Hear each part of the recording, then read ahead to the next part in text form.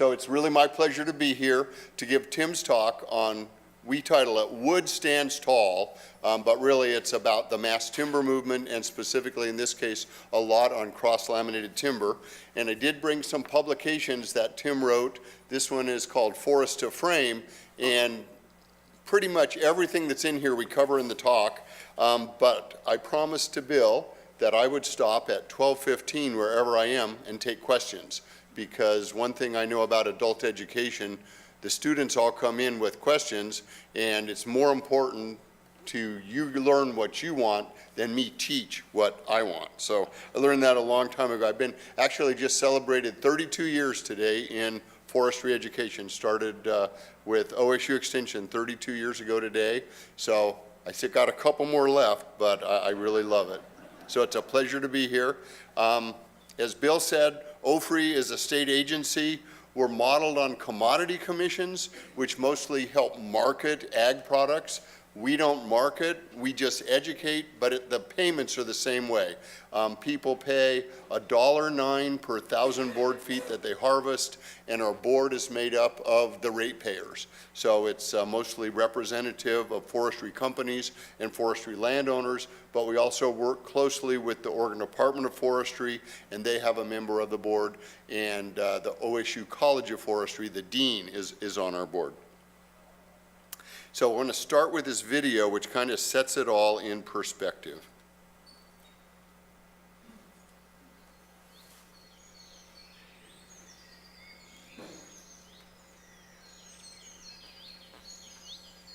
Trees. They're amazing. Trees and forests provide shelter, shade on a hot day, places to explore, play, and live. Forests help clean our water and freshen our air. For centuries, we've turned to trees to help us meet a multitude of needs. And trees, they've always delivered. It's no wonder we love them so much.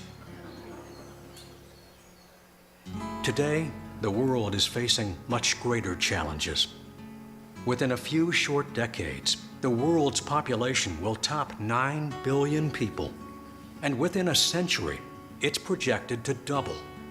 More than 15 billion people will need buildings in which to live, work, and play.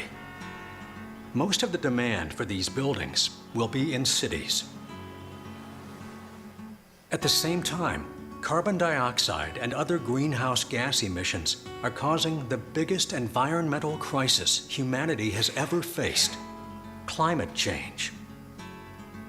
Buildings, the way we've been constructing them, with materials mined from the earth that require huge energy inputs to manufacture, are one of the greatest contributors of CO2 emissions, even worse than the cars we drive. Staying on that course, well, it just doesn't make sense. But we can change course. Trees, combined with human ingenuity, can help us solve these vexing global problems. New innovative building materials like glulam and cross-laminated timber, or CLT, along with incredible advancements in building technology, make it possible and practical to build mid-rise, even high-rise buildings almost entirely of wood. Collectively, this new class of wood is called mass timber.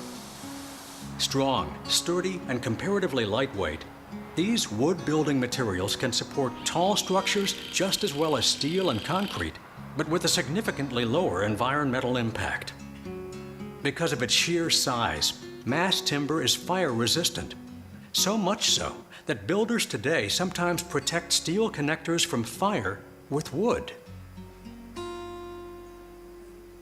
Structural engineers have discovered how to make mass timber buildings that are not only safe in earthquakes and natural disasters, but also far more resilient. And aesthetically, you can judge for yourself. But what's truly amazing is wood's environmental story. Wood requires less energy to manufacture than steel and concrete. The bulk of the energy needed comes from sunlight for the trees to grow. Sustainably managed forests filter our air by pulling carbon dioxide out of the atmosphere while releasing oxygen and water vapor. The byproduct of that process, carbon, is stored in the wood itself, where it remains long after it's converted to wood products. Because half the dry weight of wood is carbon, a wood building can actually serve as a massive carbon storage unit. With diligent reforestation, this carbon sequestering process can be repeated over and over. Thanks to sound management, our forest land base is just as large today as it was in 1900. So rather than contributing to the problem, wood buildings are very much part of the solution. You've got to love wood. Beautiful, natural, renewable. It makes us feel at ease and connects us to nature, to the earth.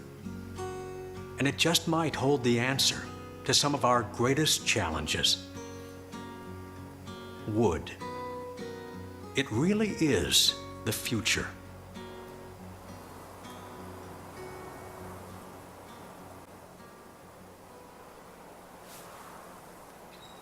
Kind of gives me goosebumps. Now, I really do believe mass timber is part of the future, and in fact, it's part of the present. All of those buildings shown in that video are in Oregon. So we're one of the leaders, and we have a map coming up in several slides that talks about across the country, and it really focuses that the Pacific Northwest is one of the leaders. And so when we talk mass timber, we're talking about a group of products and a construction process. The idea is we've been building houses, like my guess is most of you live in houses made of wood. We've been doing that for a long time. But to build tall buildings made of wood is a whole different thing. And it's been around since the 90s in Europe. Poland, Latvia, East Germany had been doing it for a long time. But it came to North America, to Canada, and then we've been doing it here in Oregon for almost 10 years. So we talk about different things. One is CLT, cross-laminated timber, which will have some pictures. They showed it in the movie, where you have rows of 2x8s, then rows of 2x8s, then rows of 2x8s, then rows of 2x8s, glue them all together, press them down, and you make big, massive panels, like the floors in this building. This is the First Tech Credit Union in Hillsboro, and it's entirely made of wood. It's the largest wood building in the world by square footage. It's not the tallest, it's only 4 stories tall, but it's a lot of square footage. So that's cross-laminated timber, it's glued. The idea of the cross is the laminations are going in different ways, and that gives it a lot of strength. And the depth, it's either 3, 5, 7, or 9 layers of the 2x8s. So that's the laminated, is layers. There's also nail laminated timber, which has actually been around for a long time, but this is a different technology. They take 2x6s, lay them on edge, they take 2, nail them together, add another, nail them together, and they make these panels out of nailed together 2x6s. Then that's NLT. DLT is dowel laminated timber, which is kind of the same way, except it's held with dowels. And this is very much based on the timber framing that they've been doing in Europe for centuries, a lot in New England, a lot in the Appalachians. So it's very common to hold wood together with dowels. There's a lot of limitations on that one.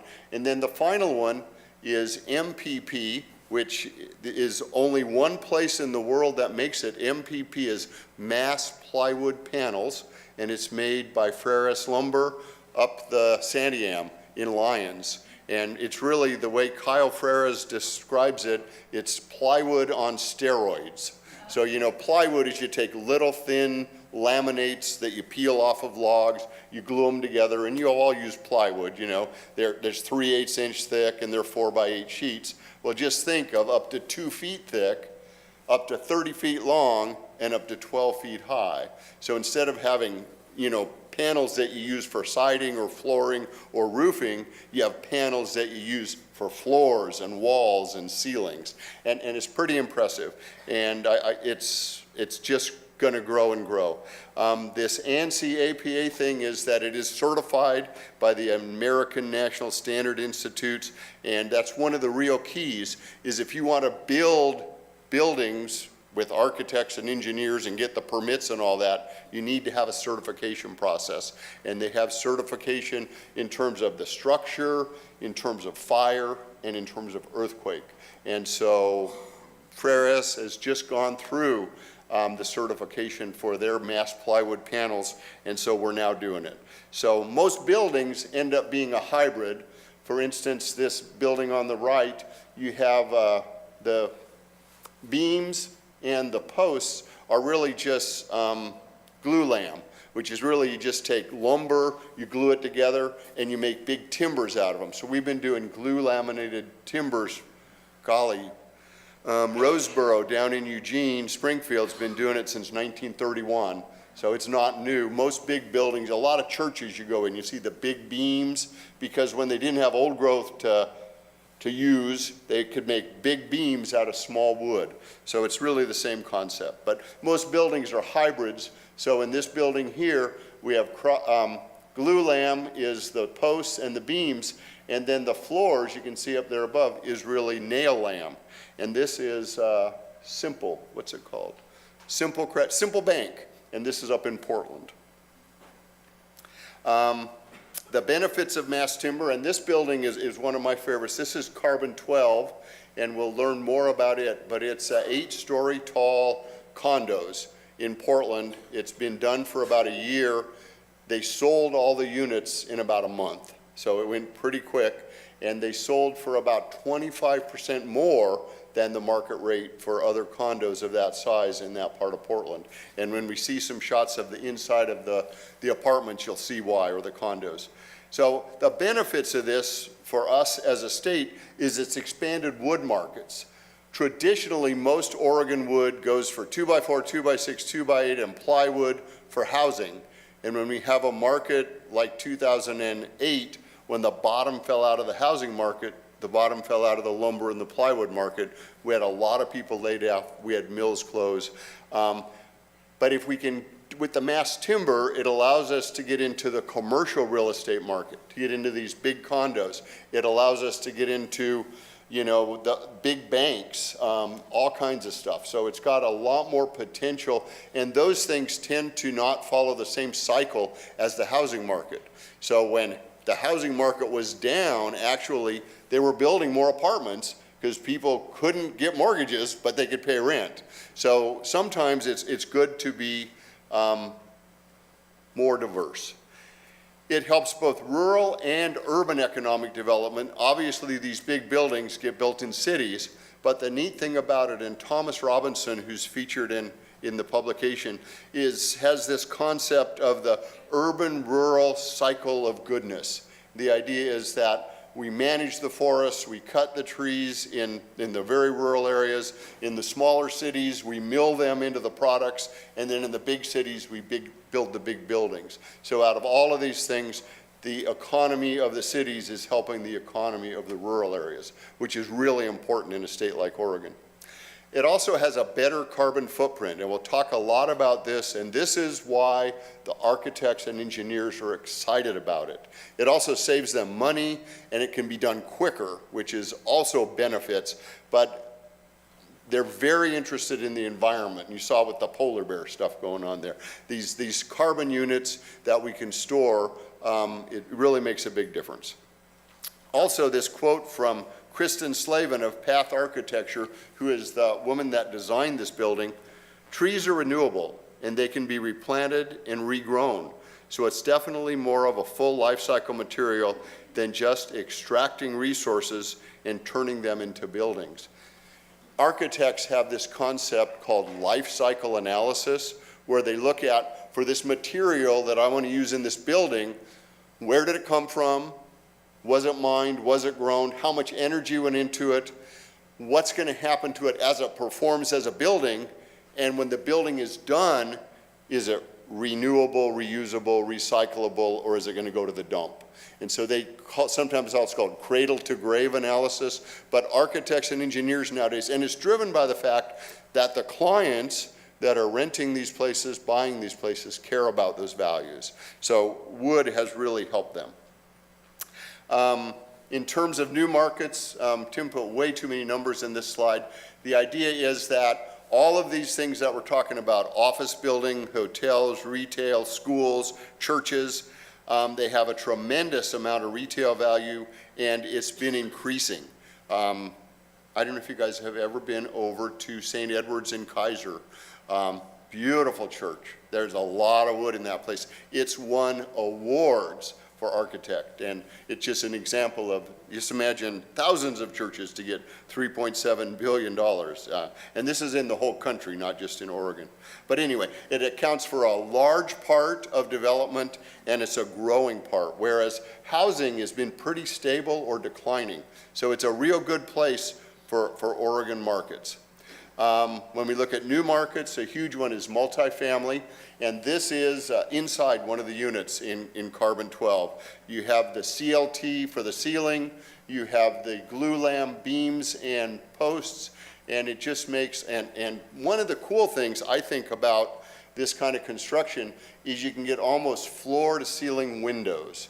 And I think the only thing that's cooler is looking at windows is looking out looking at wood is looking out the window at the forest, or in this case, the roofs of the neighbors' houses. But it's still better than looking at a wall, no matter how nice your artwork is. So this is a huge seller.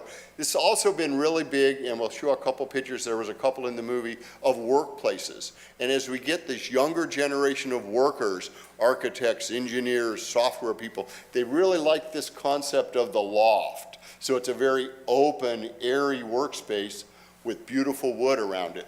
They'll pay 20% more for that kind of square footage than they would for the old boring. So it's got some real advantages. This is a beautiful place. This is the First Tech Credit Union. So that one we showed you partially under construction. This is in Hillsboro, and it's only 3 stories tall, but it's the largest mass timber building in the country. And so this would be an example of banking using it, and beautiful building. I haven't been there since it was finished. I was there during construction and was really impressed with it. This talks about the expansion that we see for the future, the amount of square feet in various size of buildings. So there's residential and non-residential. Residential is the orange, non-residential is the blue.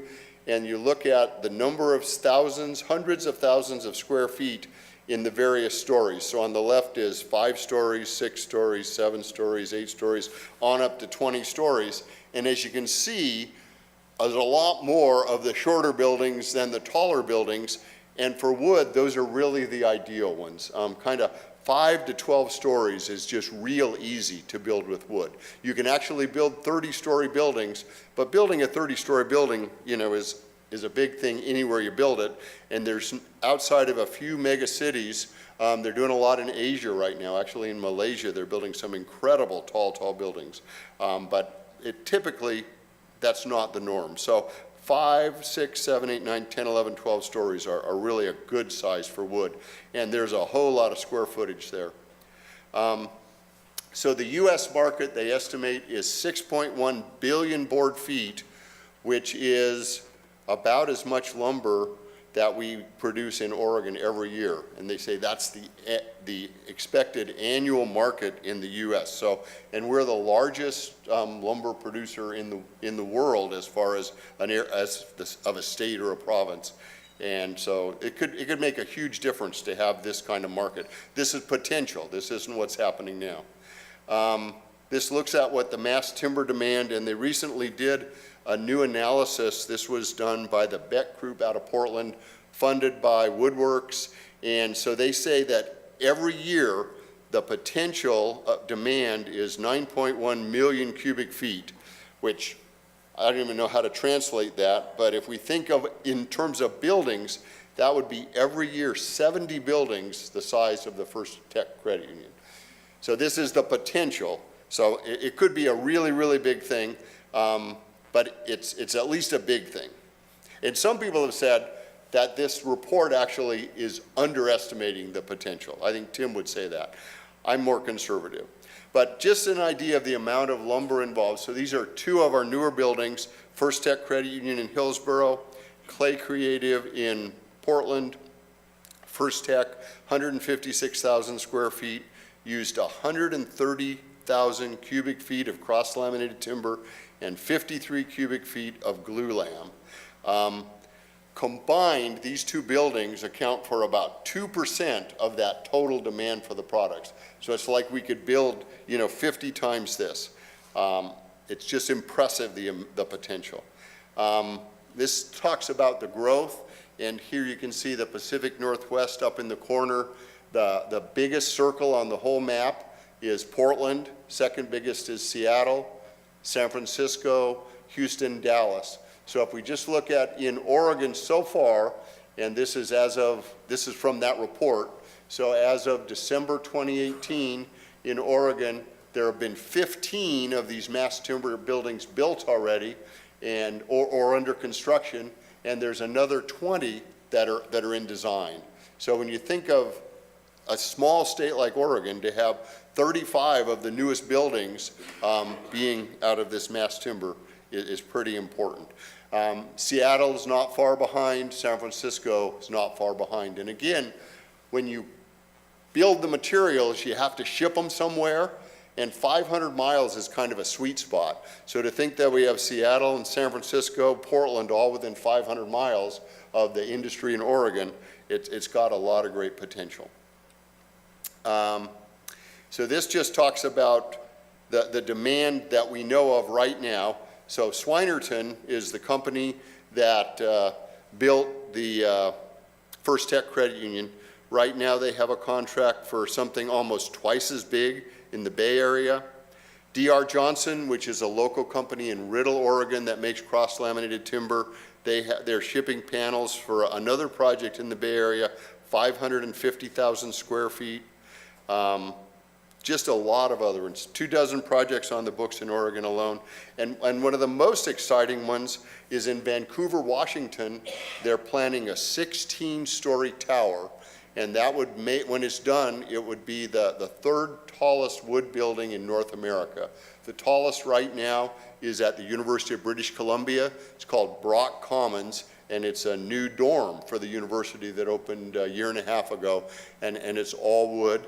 And then they're building one in Minneapolis that's like 18 or 19 stories, and it's all wood. So this one in Vancouver that they're planning, and they haven't started it yet, is going to be pretty impressive. Right now, the tallest one in Oregon is the 8 stories carbon 12. So building codes had to change a bit. You can imagine the building codes in America were kind of written after the earthquake and fire in San Francisco in 1905 and 1906, and then the Chicago fire in 1910.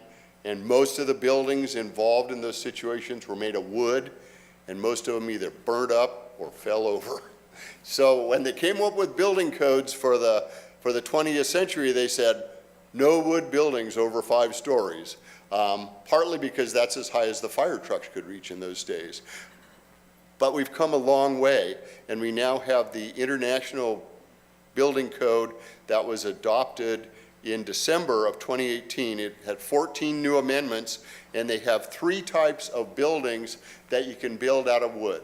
So the type 4A, you could go up to 18 stories tall, and this would be one that's fully protected. In other words, the wood is all covered with bricks or wallboard or something, so there's no exposed wood. And this is mostly for the weathering. So it could be up to 18 stories tall. If it's partially exposed, and I'm not sure how they exactly define that, it could be up to 12 stories tall, but fully exposed wood, wood on the outside, wood on the inside, not cover, could be up to 9 stories tall.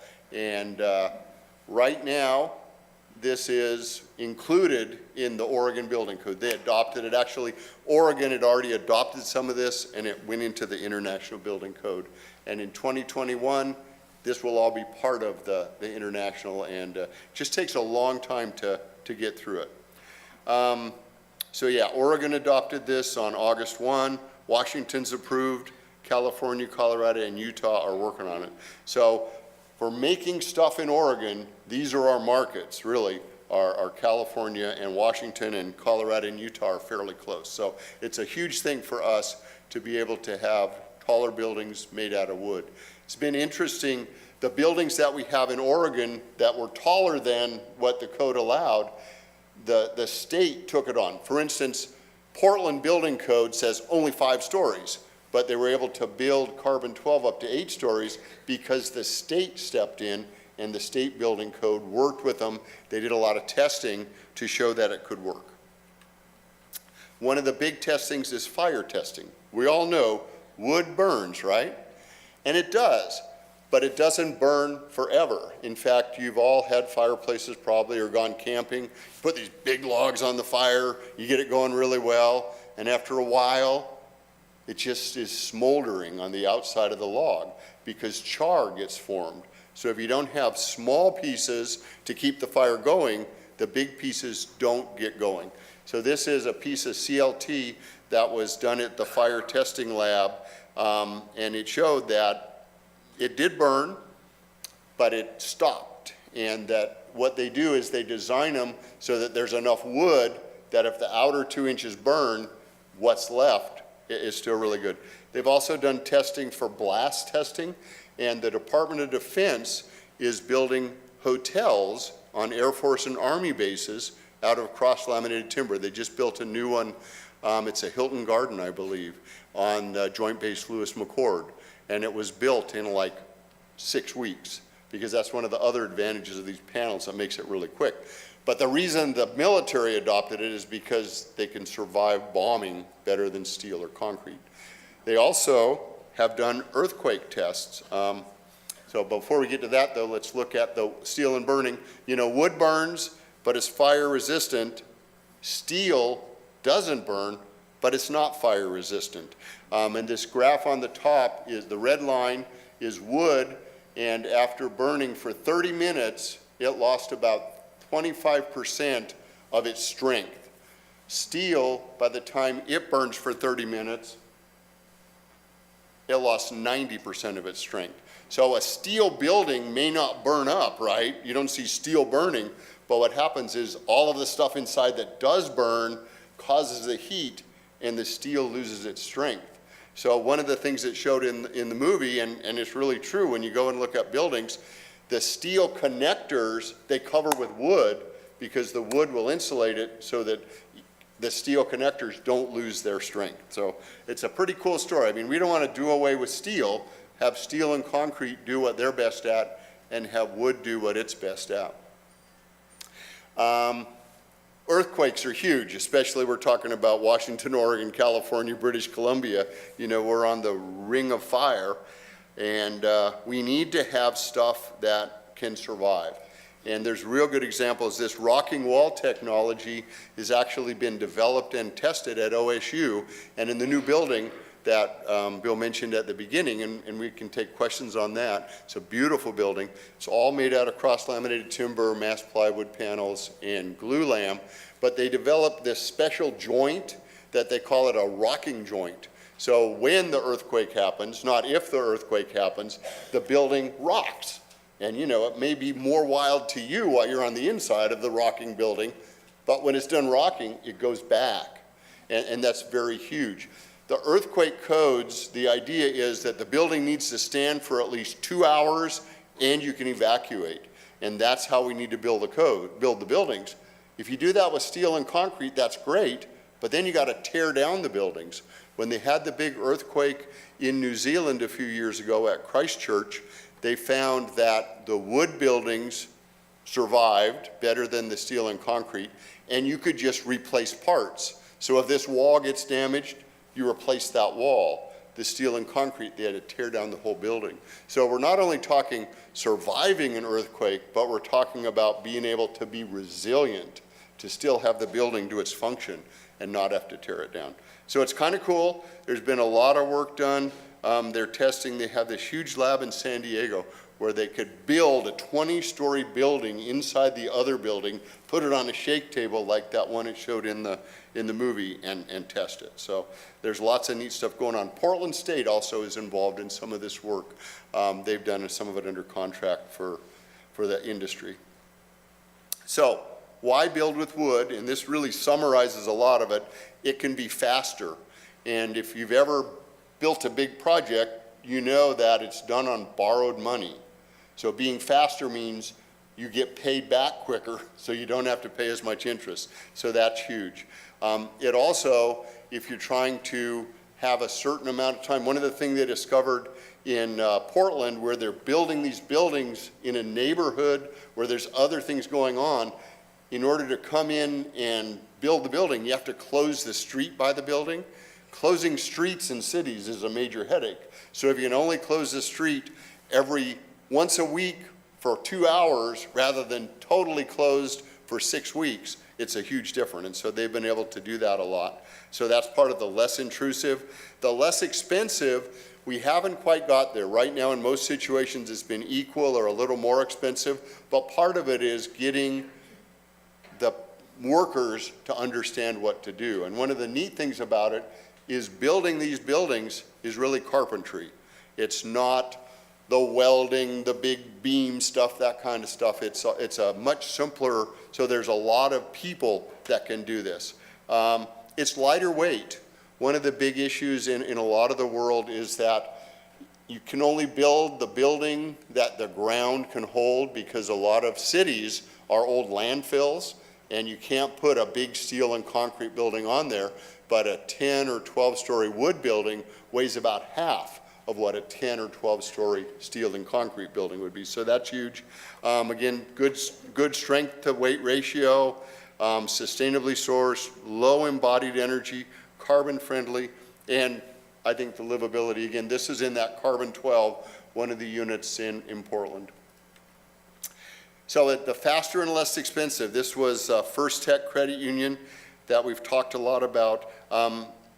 Swinerton Builders from Portland built this 4 months quicker than they thought they would, and because of that, it was 4% less expensive, and the savings was not really in the construction, but it was in the construction loan.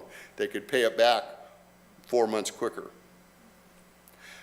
In terms of better buildings, and this is to me a little squishy, but I think it's probably true, they call it biophilic design. And it's like, you know, if you're in nature, you do better. You do better in school if you're in nature. But they've done some studies, and people that are in a natural setting, and wood buildings would qualify as that, you know, their mental function and memory are 10 to 25% better. They've done comparisons of call processing centers where people have windows and wood walls, and they can work 6 to 12% faster than if you're in a windowless box. I mean, it makes sense. I mean, who wants to be in a windowless box as we sit in a windowless box? But, you know, we're learning, so the productivity is different. So it's got a lot of potential, and this is one of the reasons that it's very popular. Better buildings, these are just a bunch of quotes. It's lowered the heart rate of students, higher beta waves, users feel more comfortable, people are more creative and innovative, and wood finishes promote studying by undergraduates. I don't know about that one. The undergraduates I know, you know, what is the test is tomorrow, that's what promotes studying. But, you know, maybe they're different at University of North Carolina. But they are better buildings, without a doubt. Better schools, and again, this is a tremendous potential. The last 2 cycles we've approved in Oregon, $3 billion, Oregon and Washington, $3 billion in school construction.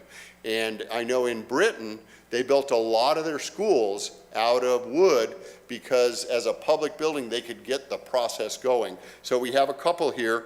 This Cascades Academy in Central Oregon that's shown here was all built out of wood, and it looks like a school I'd like to go to. Better learning outcomes, same school. Rural economic development, this is the process of building it. This is D.R. Johnson in Riddle, Oregon, and what you see here is a 3-ply going through the press. Here's a 5-ply, and the idea is that you have, these are 2x6s in this one, but typically they use 2x8s going in different directions. A lot of jobs. They have, now we have 4 of these plants here in Oregon, and there are 2 more in Washington going on. So that probably accounts for at least 4,000 jobs that weren't there before. And in little towns, 100 jobs is like 1,000 jobs in Salem or Portland. Also some highly skilled jobs. One of the cool things about this kind of building is you not only, use wood and do it, but it's kind of like prefab, because you know in advance where the conduit's going to go for the electricity, where the plumbing's going to go, where the windows are going to go. The architect designs this all on a computer. They have all the panel list figured out. They send that digitally to the mill, and then the mill creates the panels. So the windows are already in, the conduit's already in, you know which comes together, the cuts are made. So on the site, they go up really, really quick. The decisions are made in an office, the construction happens, the designing of the pieces happens in a controlled inside environment. So it tends to be, I think, much better. When you have people that are not only carpenters, but they have these kind of skills, they get paid a lot more too. So there's some real high skill jobs. This is an idea of the potential if Oregon market was taken over by wood. If 5% did, that could be up to 2,000 new jobs. If 10% did, 4,000 new jobs. If 15% did, 6,000 new jobs. Right now, we're probably about 3 or 4%, so we've got some new jobs. But the potential, I think, is really coming on. One of the cool things, as they say, a rising tide floats all boats.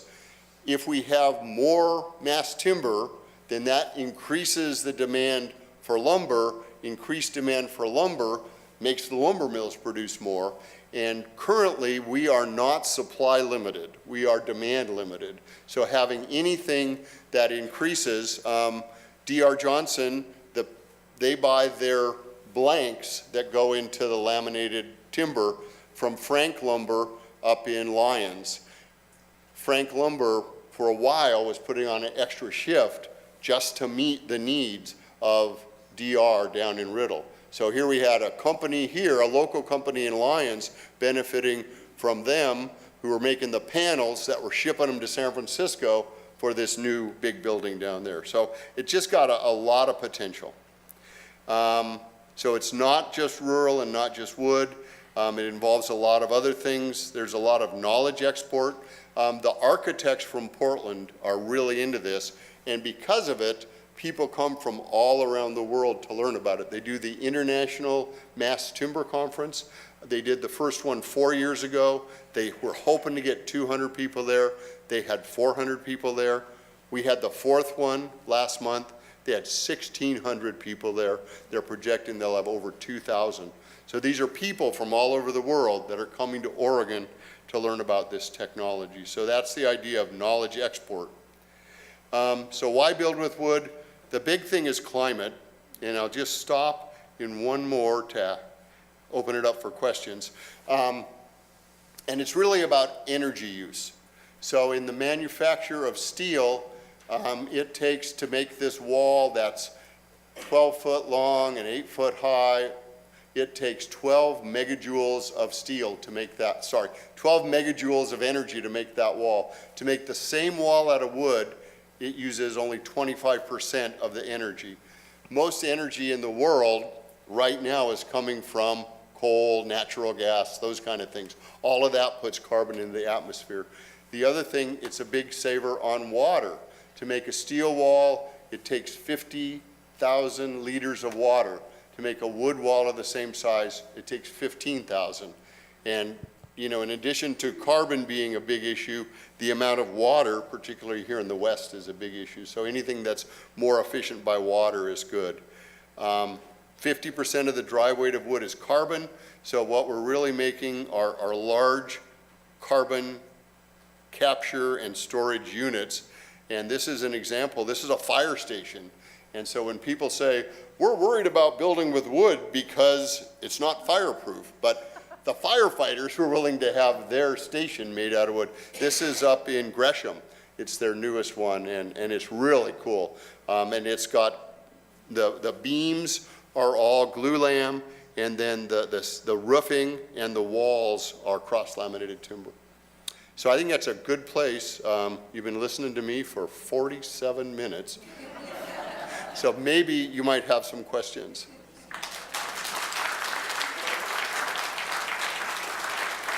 And I understand the microphone goes around. Yes? This is Charlene. I'm interested in the glue.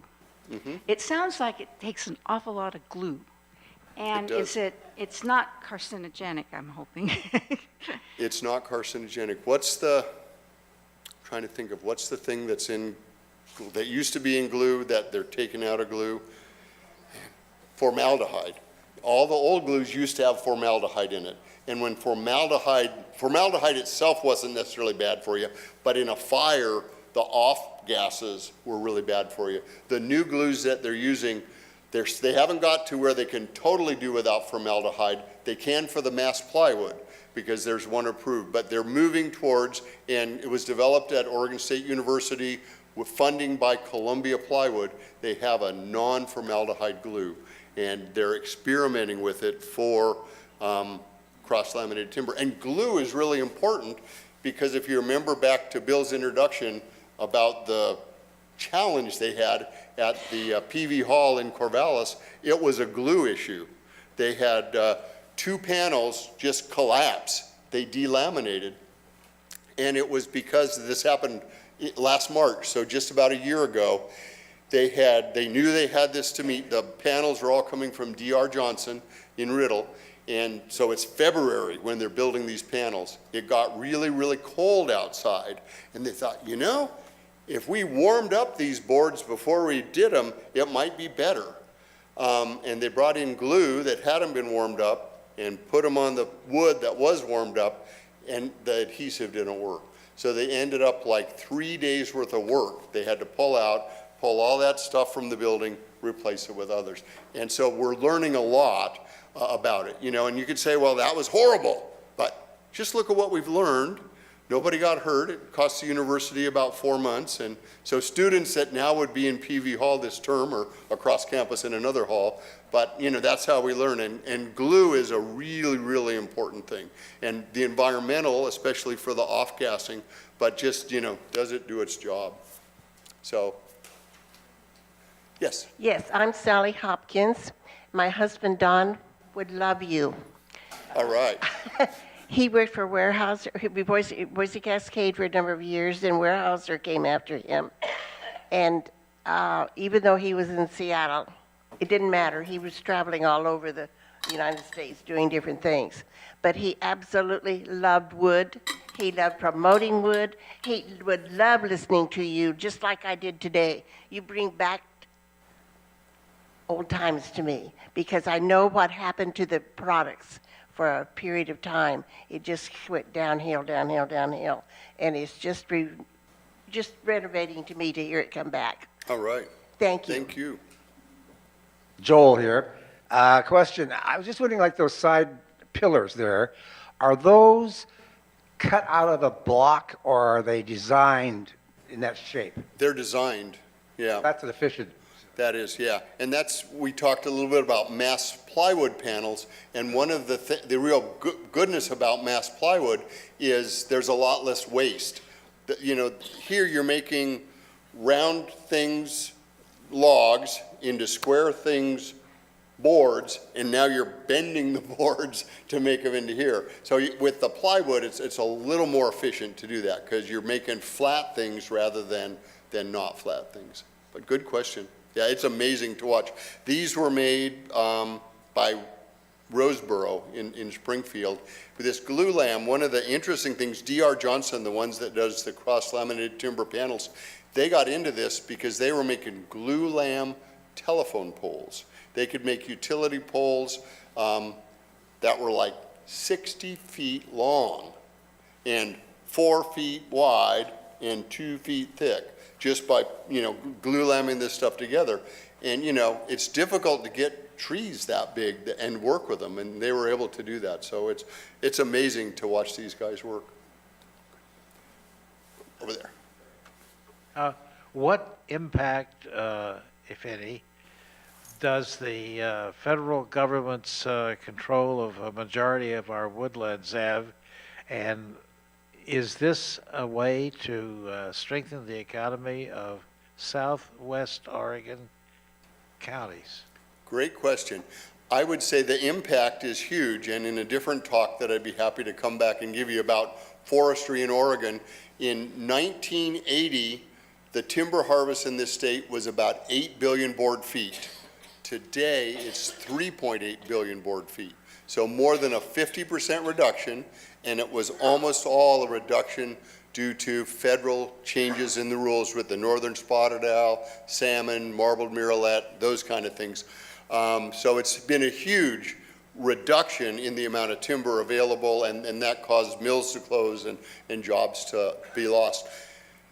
So in Southwest Oregon, though, one of the things that I think we have real positive is the Bureau of Land Management has a lot of the federal land, and they manage under a different set of rules than the Forest Service, and they're very strong towards helping the locals. So they're getting very integrative and very innovative in producing timber off of the BLM lands, and a lot of it is in southwestern Oregon. So I think there's tremendous potential down there, without a doubt. D.R. Johnson, they buy their wood from all over, but they're there in Riddle.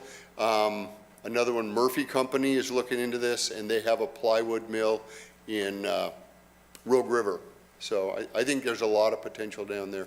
But what's really limiting is, you know, as I said, that right now the demand is less than the supply, but in the long term, as we grow, we're not going to go back to 12 billion board feet of timber harvest in this state ever.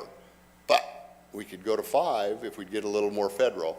And so I think there's a lot of interest in certain areas upping the federal cut, and we'll have markets for it. Good question.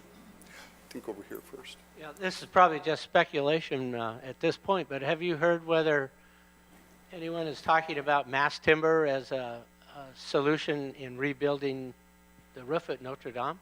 No, but I have heard people talking about it. Fact is, I heard somebody sent me an email that said, we should just donate all the wood to do that. But it's interesting, you know, that was a mass timber building of its own way. It was oak, old growth oak, that they called it, that part of the spire was called the forest, is actually what the people at Notre Dame called it. But we don't have 500-year-old oak, so some of the architects are saying, well, we could just use steel. And I go, but we could do mass timber, and there is a lot in Europe, in France, in Germany, and so it would be crazy to ship it from Oregon, but it could certainly come from Germany, France, and Czechoslovakia, and Poland. So I'm betting it's going to happen. But good idea, very observant. Over here.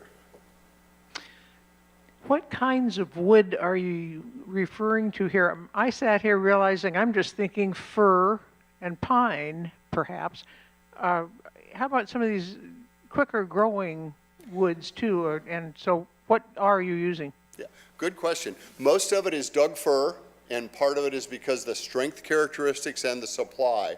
About 80% of the timber harvested in Oregon is Douglas fir. You think about some of the quicker growing ones, and they tend not to have good strength characteristics. So poplar and that kind of stuff just hasn't shown that it can hold up. But the other one that we are looking a lot at, when you think about eastern Oregon and southwest Oregon, we have forests that are very fire prone, and they're overstocked because of past practices and too much fire suppression. And so they have a lot of small trees, especially a lot of small ponderosa pine. And so far, we've been really good at building big buildings out of big Douglas fir. But what we have is a surplus of small ponderosa pine, not a surplus of big Douglas fir necessarily. So they're looking at a couple projects at OSU where, in addition to building this new building all out of mass timber for a classroom and office building, they're building a new research building that's just looking at advanced wood products. And they're doing a study with ponderosa pine from Central Oregon to seeing how it can hold up as cross-laminated timber. And then there's a couple companies.